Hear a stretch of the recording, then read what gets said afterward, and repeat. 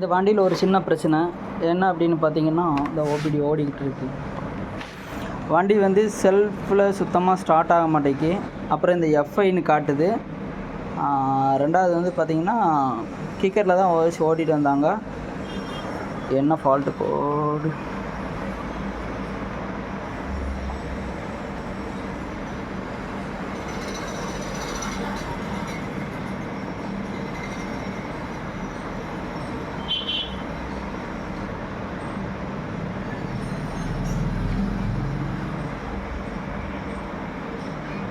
P0335 crankshaft position sensor circuit malfunction கன்ஃபார்ம்னு கேட்குது.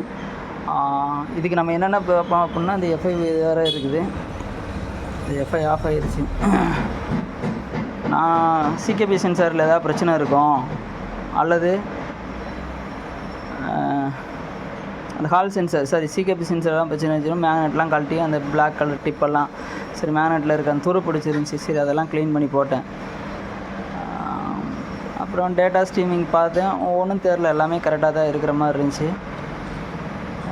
கடைசியில் செல்ஃப் மோட்டரில் ஒரு அடிஷ்னலாக எக்ஸ்ட்ரா பேட்ரி வச்சு பார்க்கும்போது செல்ஃப் எடுக்கலை. அப்போ இந்த எஃப்ஐன்னு காமிச்சிட்டு இருந்துச்சு. என்ன பிரச்சனை அப்படின்னு பார்த்தீங்கன்னா, செல்ஃப் மோட்டரில் வர ப்ரஷ்ஷு போயிடுச்சு. அப்புறம் டேஞ்சரும் எரியாமல் இருந்துச்சு. இதில் வந்து இந்த பக்கம் அவ்வளோ சுத்தமாக கருகி போச்சு. இப்போ ரெடி பண்ணிட்டேன். நான் கிராங்க் ஃபங்க்ஷன் சென்சார் இருந்தால் நினச்சேன்.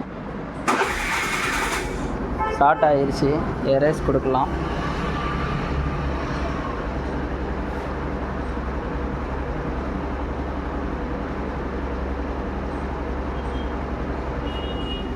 லைட் ஆஃப் ஆகிடுச்சு.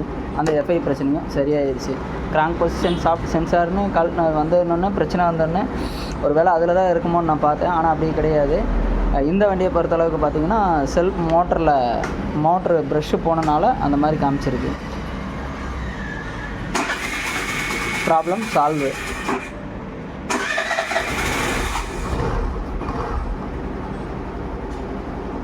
இதில் இன்னொரு வேலையும் பண்ணி விட்ருக்காங்க. ஆனால் அதை பண்ணக்கூடாது. அப்படி இந்த ஸ்டெப்பர் மோட்டரை டம்மி பண்ணி விட்டு மேனுவலாக போட்டு விட்ருக்காங்க.